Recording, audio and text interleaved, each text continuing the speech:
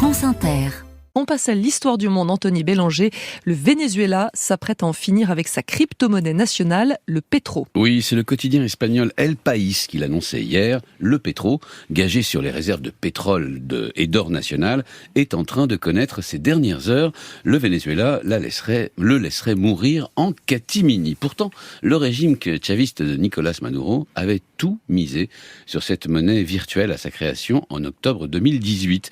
À l'époque, rien n'était trop beau pour ce petit bijou de technologie. Une campagne massive de promotion avait été lancée. Le président Maduro lui-même l'avait promu comme un moyen pour le pays d'échapper aux sanctions économiques états-uniennes. En quelques mois, le pétro était même devenu une sorte de seconde devise nationale. On pouvait payer et se faire payer en pétro. Il suffisait de se connecter à une plateforme virtuelle appelée Patria pour changer ses bolivars dévalués, la devise traditionnelle donc, en pétro, et ensuite commercer, voire épargner en crypto-monnaie. La formule a rencontré un certain succès dans un pays où le dollar est rare. Et donc, que s'est-il passé pour en arriver aujourd'hui à cet échec ? La corruption à un niveau totalement délirant pour un pays ruiné. On parle de 3 à 20 milliards de dollars engloutis dans un pacte qui mêle l'entreprise nationale pétrolière, PDVSA, et quelques hauts fonctionnaires chargés de cette crypto-monnaie.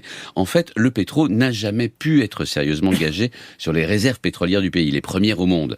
Pour cela, il aurait fallu que la confiance soit totale dans le système chaviste. Le pétro servait en fait à payer des ventes de pétrole de PDVSA en contournant ainsi les sanctions états-uniennes. Sauf que l'administration en charge du pétro a certes encaissé des sommes énormes, mais n'a pas tout reversé à PDVSA. Des milliards de bons vieux dollars états-uniens ont ainsi disparu au passage.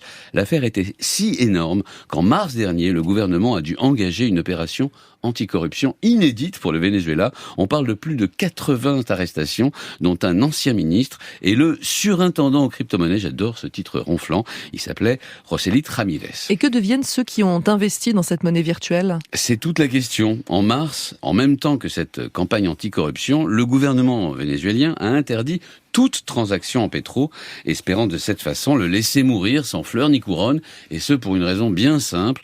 Sa responsabilité gouvernementale est engagée dans cette affaire.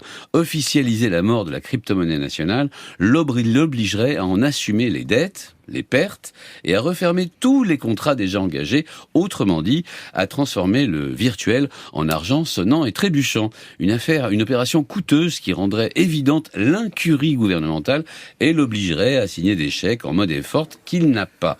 L'idée est donc de tout interdire, mais de ne pas officialiser la fin du pétro. La lâcheté s'ajoute donc à la corruption. Anthony Bélanger pour l'histoire du monde.